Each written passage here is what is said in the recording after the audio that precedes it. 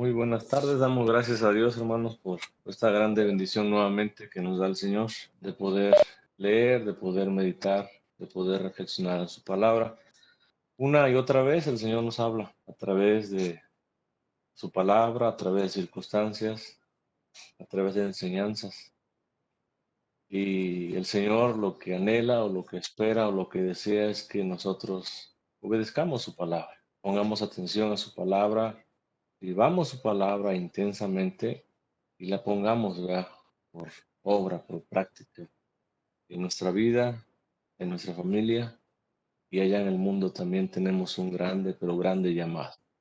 Dice el verso 3 del capítulo 11 del libro de Revelaciones, dice, y daré a mis dos testigos que profeticen por 1260 días vestidos de silicio. Ya nuestro hermano Maki oró y confiamos que Dios está en control de todas las cosas y que Él es que nos habla, quien predica en estos momentos. Tan solamente yo soy un simple instrumento en las manos del Señor. Dice Juan, que es el que está escribiendo, dice, y daré a mis dos testigos. Juan habla ahora de dos testigos. La palabra testigos, hermanos, se traduce como mártir. Entonces Juan dice, y daré a mis dos mártires. Y hablar de mártires, hermanos, es hablar de alguien que padece, es hablar de alguien que sufre penalidades. Oigan, hasta la misma muerte por causa de Cristo. Ese es un mártir. Y dice, y daré a mis dos testigos, a mis dos mártires, aquellos que sufren penalidades, aquellos que sufren las consecuencias, oigan, por causa de Cristo. Y eso nos habla, sin duda alguna, de verdaderos creyentes en el Señor, que sufren las consecuencias, que sufren aflicciones, que sufren persecución, que sufren la muerte por causa de su fe en Cristo. Y habla entonces de dos testigos. Dice que profeticen, que proclamen los consejos divinos, que hablen bajo la inspiración o siendo inspirados por el Espíritu Santo. Y sin duda alguna, hermanos, estos dos testigos simbolizan la iglesia verdadera, aquella iglesia que sufre por causa siempre, por causa de Cristo. Esta iglesia que está llamada a dar testimonio de su fe en el Señor, oigan, al mundo entero. Entonces, Juan nos habla de dos testigos que se le dará poder. ¿Para qué? Para que hablen, para que lleven un mensaje, para que proclamen un mensaje divino, un mensaje inspirado por el Espíritu Santo. ¿Y quién lo va a hacer? Única, exclusivamente el verdadero creyente, la verdadera iglesia del Señor. Esa iglesia que está llamada o que tiene un llamado para testificar su fe en el mundo entero. Allá en el libro de los Hechos, capítulo 1, un verso muy conocido por muchos de nosotros, el versículo 8, dice, pero recibiréis poder cuando haya venido sobre vosotros, dice, el Espíritu Santo. Oigan, dice, y me seréis testigos. Cuando reciban el poder, dice, poder que viene del mismo Espíritu Santo, entonces, dice, seremos testigos, no es antes. Entonces, esto me habla de que aquel que da testimonio no es cualquier persona, sino un verdadero creyente que ha sido embestido, que ha sido lleno, que ha sido sellado con el Espíritu Santo. Y de esa manera ha adquirido o tiene un poder para ser testigo, para hablar las maravillas del Señor, para proclamar su fe en Jesucristo, oigan, por todo el mundo. Y dice, me serán testigos, dice, ¿en dónde? En Jerusalén, en toda Judea, en Samaria y hasta lo último, dice, de la tierra. Cuando seamos llenos del Espíritu Santo, cuando hay esa obra regeneradora en nuestro corazón, hermanos, nuestro llamado es a predicar, es a dar testimonio del Señor a todo el mundo. No es a donde tú quieras o con quien tú quieras o a quien tú quieras hablarle, sino que es a todo el mundo. Y dice en Jerusalén, y eso me habla de que Jerusalén era la casa de los judíos. Eso me habla de que el testimonio de que hay una conversión en mi vida, en nuestro corazón, empieza en casa. Nuestro testimonio empieza en casa y es de casa hacia afuera, hasta llegar hasta lo último de la tierra. Juan habla entonces de dos testigos que reciben el poder. ¿Para qué? Para profetizar, para proclamar los consejos divinos, para llevar ese mensaje de salvación al mundo entero. Y eso lo hace solamente la iglesia, la verdadera iglesia del Señor, el verdadero creyente, oigan, que sufre penalidades, que sufre aflicción, que sufre tribulación, que sufre muerte por causa de Cristo. Solamente ellos o solamente nosotros somos los que podemos dar ese testimonio de que Cristo vive, de que Cristo reina, de que Cristo es el Salvador del mundo, de que Cristo es el único Hijo de Dios. Solamente nosotros podemos testificar eso. Entonces Juan habla de esos dos testigos y hace alusión allá a lo que nuestro Señor Jesucristo decía a sus discípulos allá en Lucas capítulo 10, verso 1. Dice, después de estas cosas, designó el Señor también a otros 70.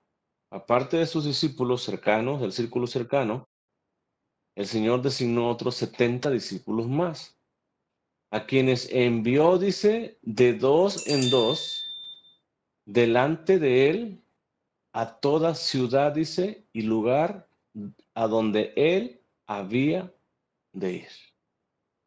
El Señor designó esa tarea, hermanos, evangélica, esta comisión que recae sobre nosotros, esta obligación por amor de proclamar el reino de los cielos. Jesús mismo enseñó de esta manera. Y una de los, por llamar de alguna manera, métodos para poder evangelizar o salir a evangelizar, dice Jesús que es de dos en dos. Porque si uno lleva miedo, el otro le da valor. Si alguno tiene miedo de tocar una puerta, el otro la toca. Si alguno se traba en algo, el otro le apoya, le ayuda.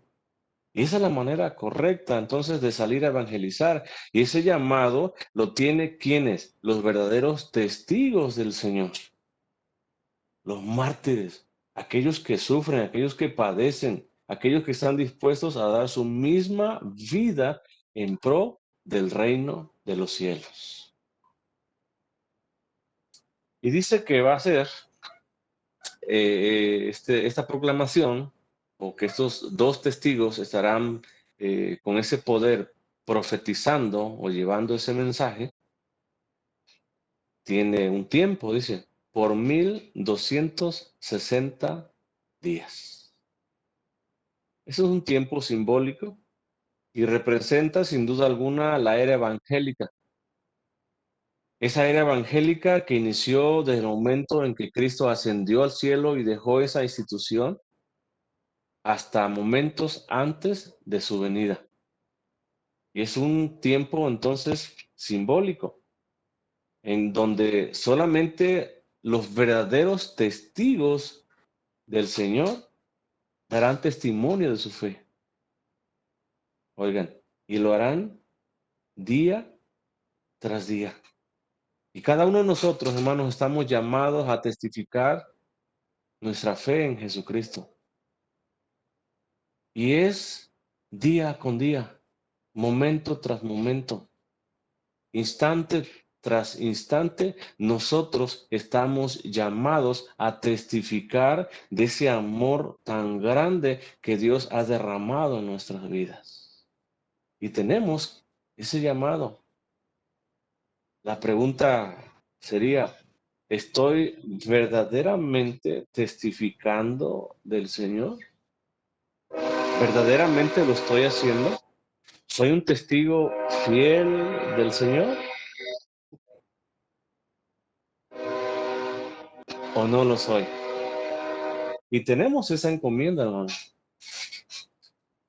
Y es algo que nosotros debemos de hacer, porque el Señor es lo que Él nos ha encomendado, es lo que Él nos ha encargado, es lo que Él nos ha pedido. Y el verdadero testigo entonces del Señor es el que va a profetizar. Oigan, y no le importa, no le interesa si sufre en ese proceso.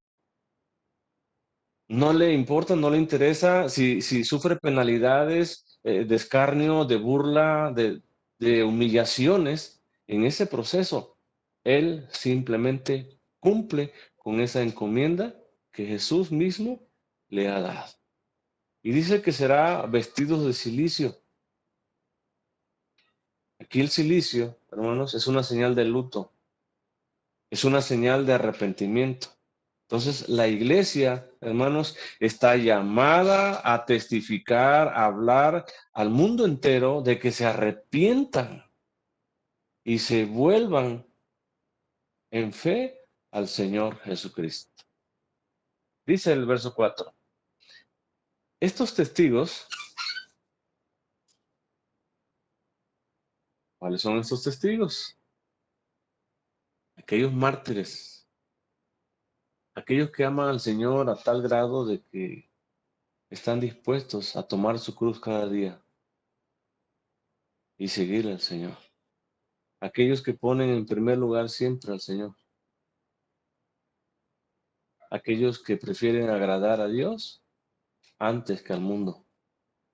Estos testigos, dice, son los dos olivos. Y los dos, dice, candeleros que están en pie delante del Dios de la tierra. Aquí Juan nos habla de otro simbolismo o de un simbolismo cuádruple que representa a la iglesia universal, a la iglesia verdadera de Cristo, que está siempre delante de Dios. Y nosotros como creyentes en el Señor estamos siempre delante del Señor a través de esas oraciones que nosotros elevamos, esas oraciones que son incensadas por Jesucristo mismo que está intercediendo delante de su Padre por nosotros. La iglesia, entonces, la iglesia verdadera, el testigo verdadero de Cristo, está siempre delante de la presencia de Dios mismo. Juan hace alusión o cita allá a Zacarías, capítulo 4, verso 2, dice el profeta Zacarías, y me dijo, ¿qué ves? Y respondí, he mirado, y aquí un candelabro todo de oro, con un depósito encima, y sus 7 lámparas encima del candelabro, y 7 tubos para las lámparas que están encima de él. Aquí el profeta Zacarías, si podemos ver, mira tan solamente un candelabro, a diferencia de aquí de Juan, que ve 2 candeleros. Pero es impactante ver cómo aquí el profeta Zacarías dice que ve 7 lámparas. Recuerdan que en el Apocalipsis estos 7 candelabros que ve Juan simbolizan a las 7 iglesias. Y esas 7 iglesias simbolizan a la vez a todo el creyente en el Señor a través de toda la dispensación. Y dice que él ve entonces 7 lámparas encima del candelabro y 7 tubos por las lámparas que están encima de él, dice el verso 3. Y junto a él 2 olivos, el uno a la derecha del depósito y el otro a su izquierda, dice. El verso 11.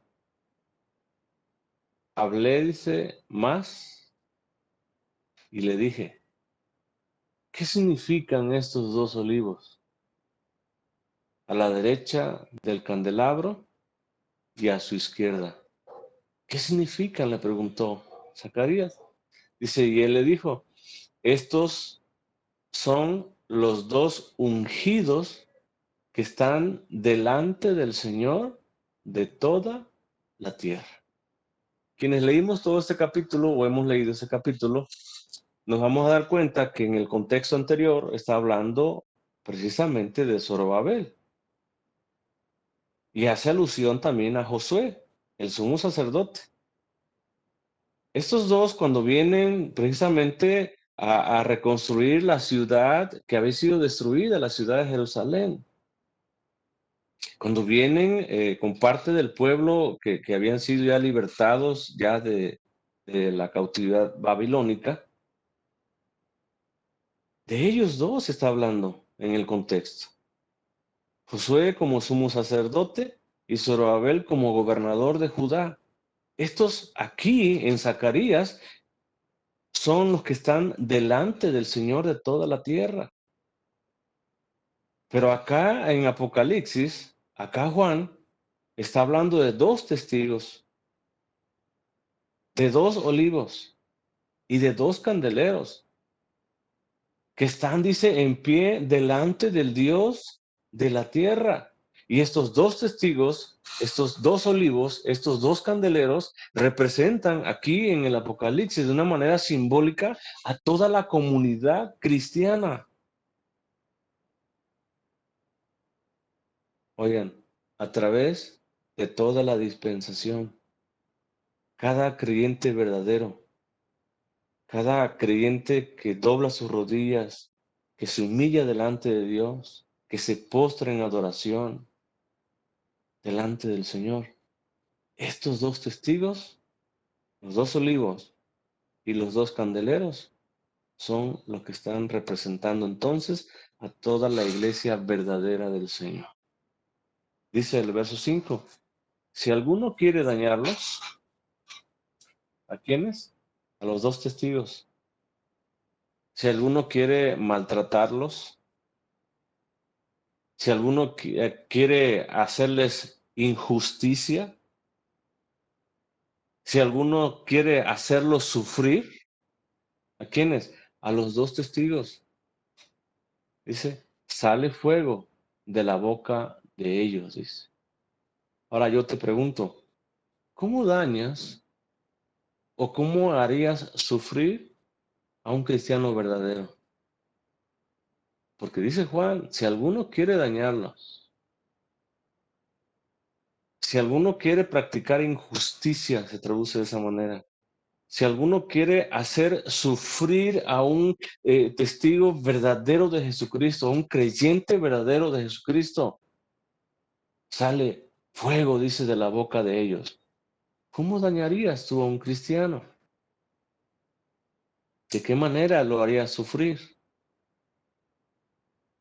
Creo que, sin duda alguna, cuando se le desvía de su propósito principal, oigan, de ser testigo de Cristo.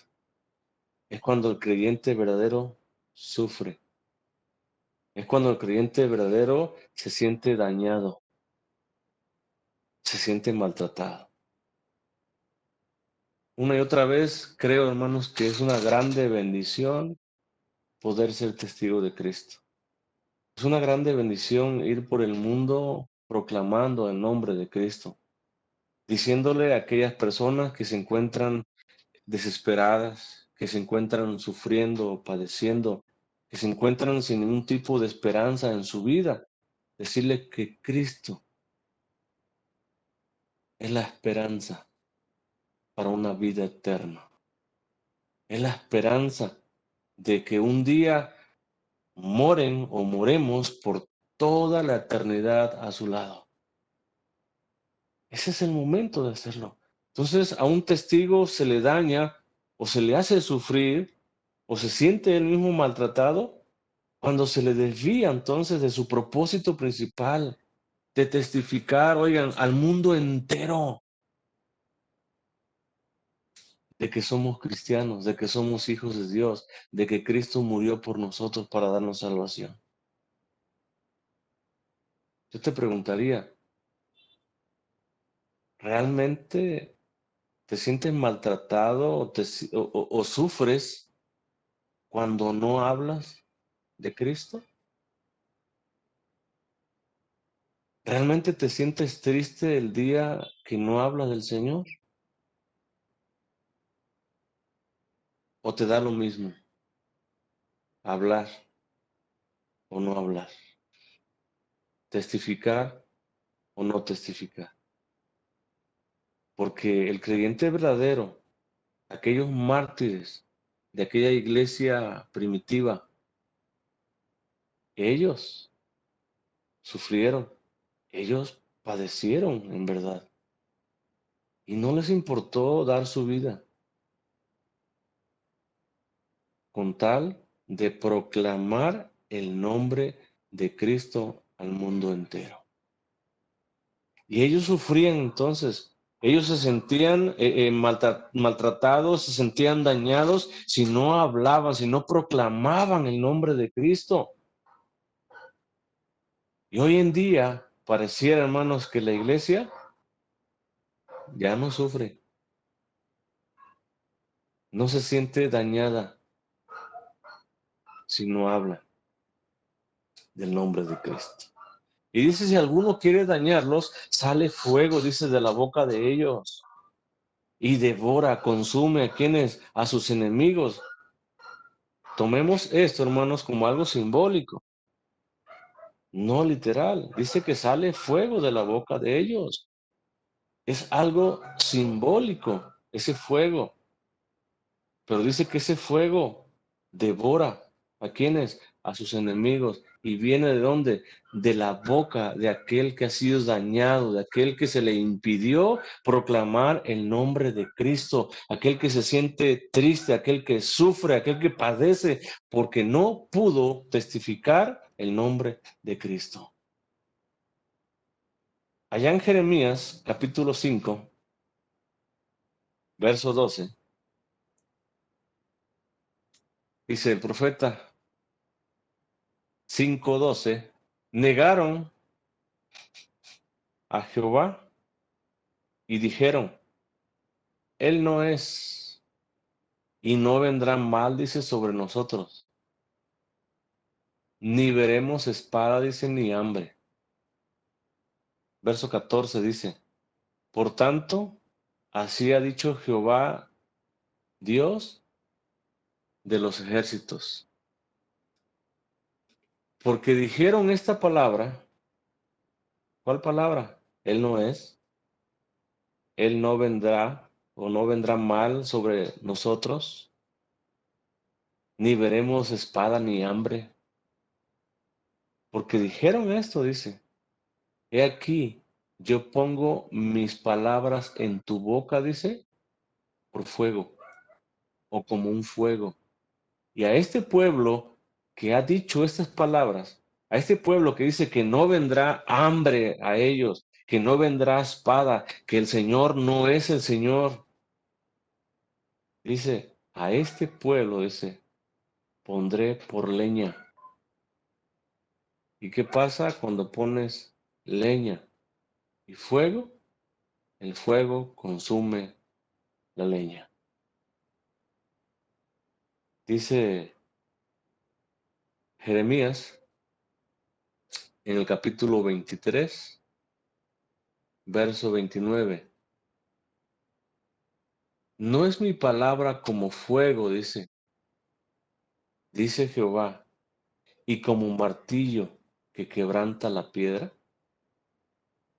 Entonces, dice Juan allá en el Apocalipsis, si alguno quiere dañarlos, si alguno quiere maltratar a quienes, a los testigos verdaderos de Jesucristo, aquellos que llevan el mensaje de salvación al mundo entero, si alguno quiere, dice, dañarlos, saldrá fuego, dice, de la boca de ellos. ¿Qué es ese fuego? La misma palabra de Dios saldrá de ellos.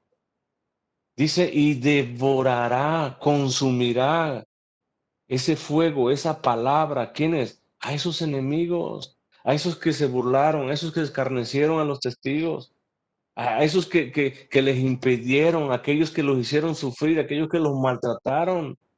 A ellos dice que los va a consumir totalmente ese fuego que sale de la boca de ellos, que es la misma palabra de nuestro Dios. Dice Juan, y si alguno quiere hacerles daño, debe, dice, morir. Él dice, de la misma manera, igual. Ahora, cuando estos enemigos oyen el testimonio y lo repudian, oigan, el testimonio de estos testigos verdaderos, pero también la palabra, que es el testimonio. Y cuando ellos dicen que escuchan la palabra que llevan ellos, que son portadores, dice, y lo repudian, son condenados delante del juez del cielo y de la tierra. Desde esos momentos son condenados delante, dice, del juez. Ese juez que vendrá en ese gran día, en el día del juicio, a juzgar a todas las naciones, a juzgar a aquellos que rechazaron, aquellos que maltrataron a sus seguidores, aquellos que persiguieron, aquellos que dieron muerte a sus seguidores. Vendrá ese juez, vendrá ese tribunal, y ellos serán condenados ante ese juez, ante ese tribunal, por haber repudiado, por haber odiado, por haber desechado la palabra que llevaban o que llevan esos testigos verdaderos del Señor. En el capítulo 20 de Apocalipsis, verso 15, dice, y el que no se halló inscrito en el libro de la vida, dice, fue lanzado. ¿A dónde? Al mismo lago de fuego, al mismo infierno. ¿Por qué? Porque repudió, porque rechazó, porque tuvo la oportunidad en el momento en que alguien le testificó de la salvación que es Cristo y no abrió su corazón. Tuvo en poco o no quiso simplemente hacerlo. Pudo hacerlo y no lo hizo. Ese día, dice, del juicio final, será lanzado al mismo lago de fuego, es decir, al mismo infierno. Y será por toda la eternidad. Dice el verso 6, estos, ¿quiénes son estos? Recordemos los testigos de Jesucristo. Oigan, el verdadero discípulo de Jesús, aquel que no le importa sufrir, aquel que no le importa padecer, aquel que no le importa que lo señalen y le digan, eres un aleluya o eres un cristiano. Ellos, dice que ellos tienen poder, no porque en sí tengan poder o porque el poder venga de ellos, sino porque el poder viene del mensaje el cual portan ellos. Dice que ellos tienen poder para cerrar el cielo a fin de que no llueva en los días de su profecía. Juan, sin duda alguna, hermanos, hace alusión al profeta Elías, cuando oró para que no lloviera, y efectivamente no llovió. Allá en el primer libro de Reyes, capítulo 17, verso 1, 17:1, dice: entonces Elías tisbita, que era de los moradores de Galad, dijo a Acab: vive Jehová, Dios de Israel, en cuya presencia estoy, que no habrá lluvia, dice, ni rocío en estos años, sino por mi palabra. Dice Elías que vive el Señor, aquel que es Dios de Israel. Pero es impactante lo que sigue diciendo. Dice, en cuya presencia, dice, estoy. No sé cuántos de nosotros verdaderamente estemos en la presencia del Señor. Y no porque ya hayamos partido, sino estar en la presencia significa estar postrado, estar humillado, estar orando, estar dependiendo, estar confiando totalmente en el Señor. Eso es estar en la presencia del Señor. No sé cuántos de nosotros estamos en esa condición. Dice Elías, en cuya presencia estoy. Dice que no habrá lluvia, ni siquiera rocío. El rocío es algo así como una niebla que sale por las noches, que alcanza apenas a mojar las hojas de la vegetación, de los árboles. Dice que ni eso siquiera habrá en estos años, sino dice, por mi palabra. Allá en Lucas, capítulo 4, rápidamente, verso 25, dice Jesús mismo: y en verdad os digo que muchas viudas había en Israel en los días de Elías. Dice que había muchas viudas. Cuando el cielo fue cerrado, dice, por 3 años y 6 meses, 3 años y medio fue cerrado el cielo. Dice, y hubo una gran hambre en toda la tierra, como consecuencia de que el cielo fue cerrado y no había lluvia, ni siquiera rocío, en 3 años y medio se vino una gran hambruna. Y notemos, dice, en toda la tierra. Oigan, toda la vegetación, toda la creación de Dios necesita del agua, necesita de la lluvia. Y al ser cerrados los cielos, por consecuencia, no hay alimento. Dice, una gran hambre en toda la tierra. Verso 26 dice, pero a ninguna de ellas, de esas muchas viudas, fue enviado Elías, sino a quién, a una mujer viuda de Sarepta de Sidón. Quiero enfatizar aquí dos cosas. Sin duda alguna nos habla de la soberanía y misericordia de Dios.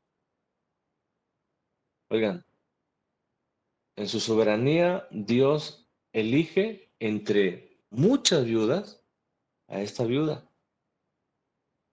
En su soberanía Dios la sustenta en esta gran hambruna, en esta gran escasez. En esa misma soberanía, Dios, hermanos, un día nos eligió a nosotros entre multitudes de gentes. A Dios le plació en su soberanía elegirte a ti. Y en su gran misericordia te sustenta o te ha sustentado y te seguirá sustentando hasta el último momento de tu vida. Y a esto hace alusión aquí Juan en el Apocalipsis. Allá cuando el profeta Elías, no sé cuántos nosotros hemos leído esta historia, cuando él ora para que no llueva y cuando él nuevamente ora, cuando Dios se lo ordena para que llueva. Recuerden, no sé cuántos hemos leído, cuando él envía a su siervo, a su servidor, a que subiera a ese monte para ver si ya veían nubes y dice, no, aún no. Y él postrado, dice, con su cabeza entre las rodillas al mismo suelo, clamando al Señor, pidiéndole a Dios para que mandara el agua. Y subió 7 veces y a la séptima vez dice, veo apenas una nube que se está formando. Algo así como la palma de la mano de un hombre, así de grande se está formando. Qué maravilloso es nuestro Dios. Y a esto hace alusión aquí Juan en el Apocalipsis, cuando los cielos son cerrados, cuando este Elías, este profeta Elías, ora para que se cierre y después ora para que llueva. Allá en Santiago, también Santiago nos habla de esto. En el capítulo 5, verso 17, dice Santiago, Elías, profeta Elías, era hombre, dice, sujeto a pasiones semejantes a las nuestras. Notemos esto. Elías era un hombre común, ¿sí? No era un hombre de palo, un hombre de fierro. No, era un hombre de carne y hueso como tú y como yo. Un hombre dice que estaba sujeto a pasiones. La palabra pasiones se traduce como sentimientos o afectos. Y esos sentimientos y afectos eran semejantes o son semejantes a los nuestros también. Oigan, él sintió celos por el Señor. Y recuerdan lo que hizo, cómo cuando ofreció sacrificio ahí juntamente con los profetas de Baal, él cuando termina de ofrecer sacrificio y Dios consume la ofrenda, la leña, las piedras y aún el agua, cuando gritó él, agarren a todos los profetas y mató 450 profetas de Baal. Eso nos habla, hermanos, de un sentimiento de celos por las cosas del Señor. Y ese sentimiento también está en nosotros. Nosotros debemos tener ese sentimiento de celos por las cosas santas, por las cosas de nuestro Dios. Después recuerden cómo después de que mata esta cantidad de profetas, él tuvo temor o experimentó temor también. Y nos habla de un sentimiento. Entonces, este hombre era un hombre igual, dice, sujeto a pasiones, a sentimientos. Él tuvo temor a Jezabel, porque le dijo, mañana mis dioses me hagan igual como tú hiciste con los profetas, si no estás tú igual que ellos.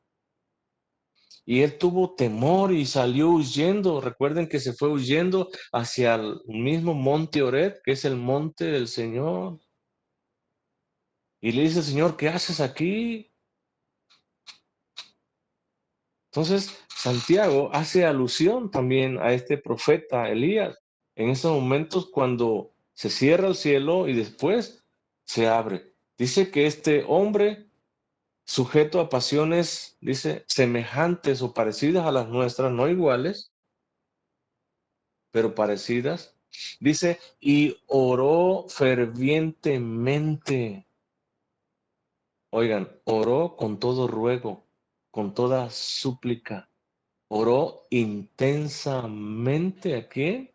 A Dios. ¿Para qué? Para que no lloviese, dice. Y no llovió sobre la tierra por 3 años y 6 meses, dice. Yo te pregunto, ¿de qué manera estás orando a Dios?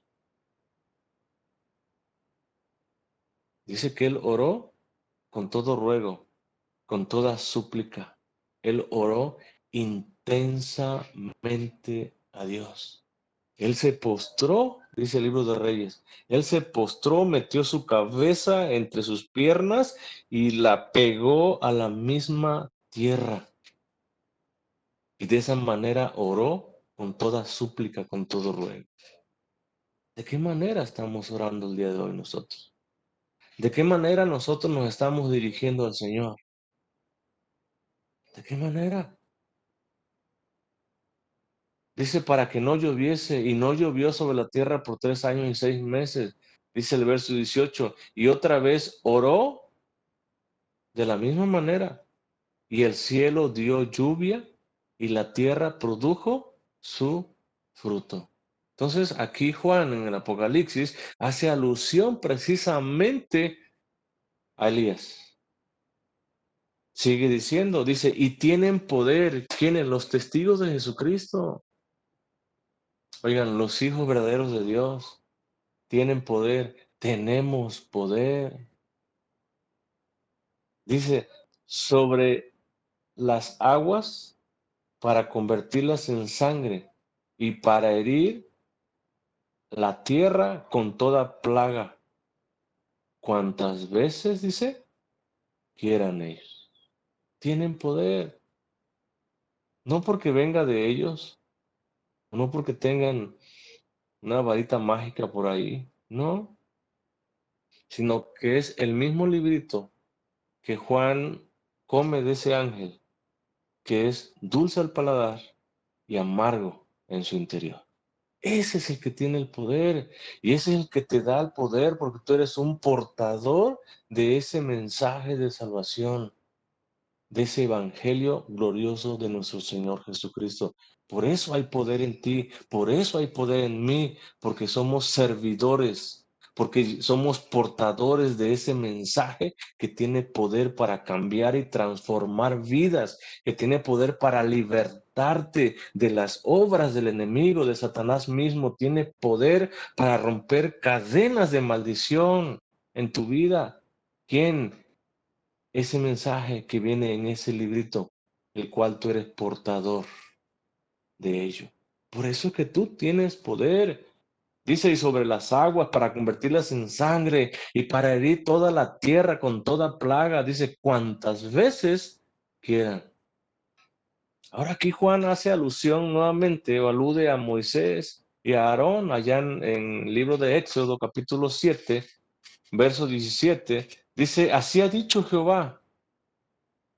En esto conocerás que yo soy Jehová.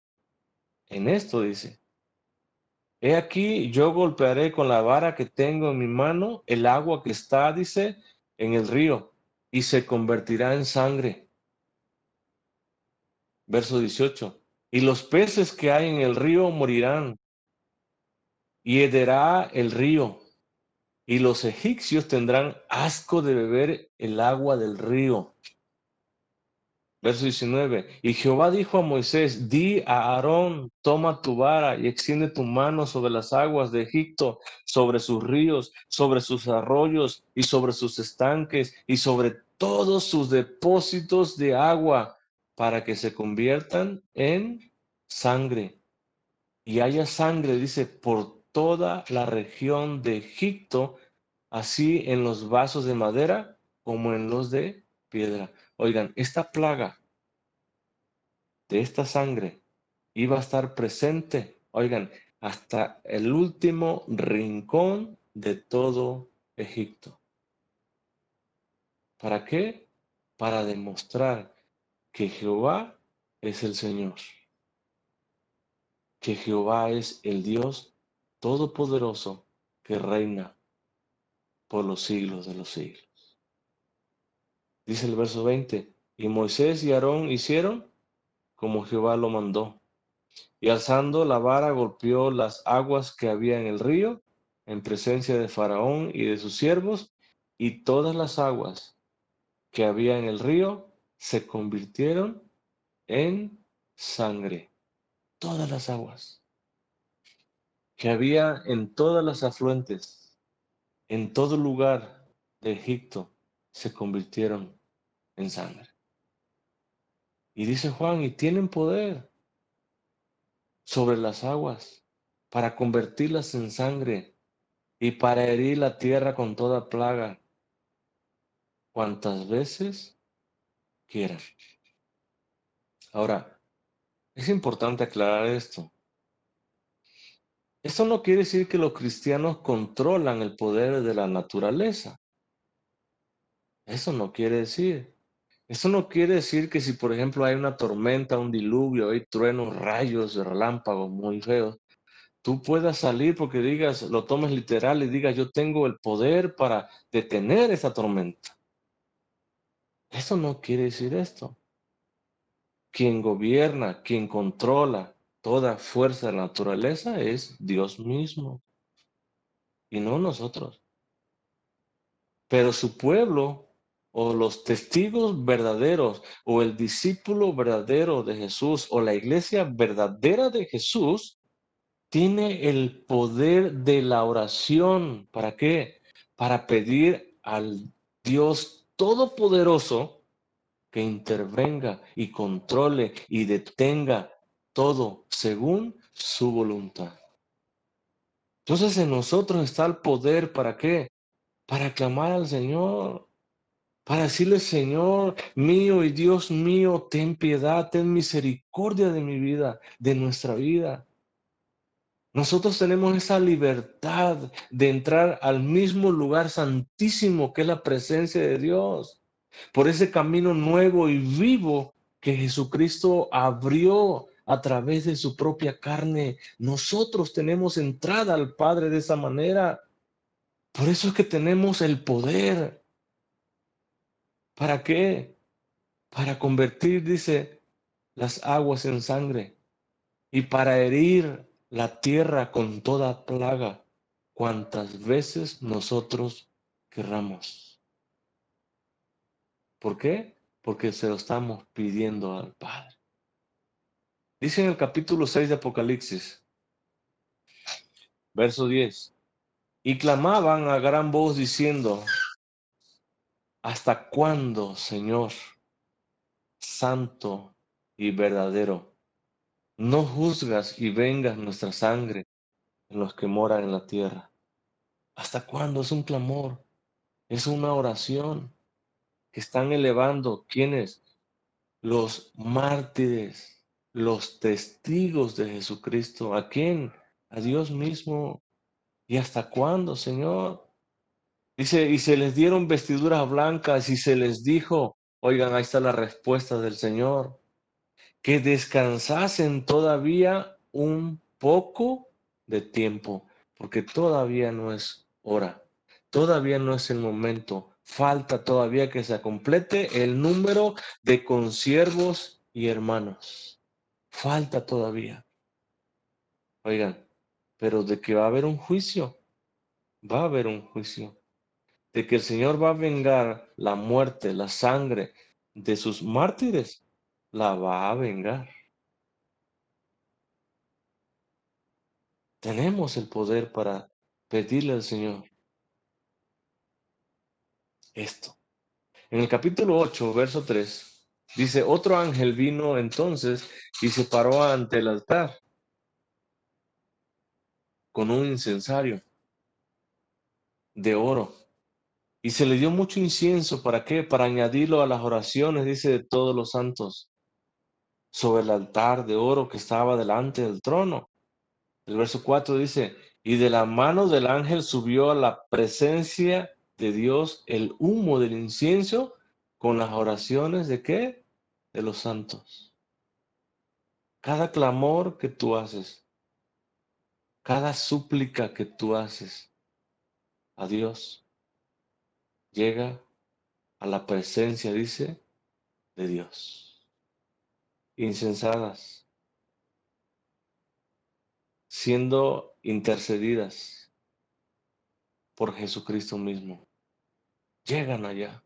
Y cuando llegan a la presencia del Señor, cuando esas oraciones, cuando ese clamor, cuando esas súplicas de su pueblo verdadero, de su iglesia verdadera, de sus hijos verdaderos, llegan a Él, dice el verso 5, y el ángel tomó el incensario y lo llenó del fuego del altar y lo arrojó a donde, a la tierra, oigan, como un juicio, como una respuesta al clamor de su pueblo, al clamor de su iglesia, al clamor de sus hijos. Y hubo truenos y voces y relámpagos y un terremoto. Todo esto como consecuencia del clamor, de las súplicas. ¿De quién? De su pueblo, de su iglesia. Y Dios responde, hermanos. Cuantas veces tú eleves una oración a Dios, Dios responde y seguirá respondiendo. Y seguirá trayendo juicio a la tierra. ¿Por causa de quién? De su iglesia.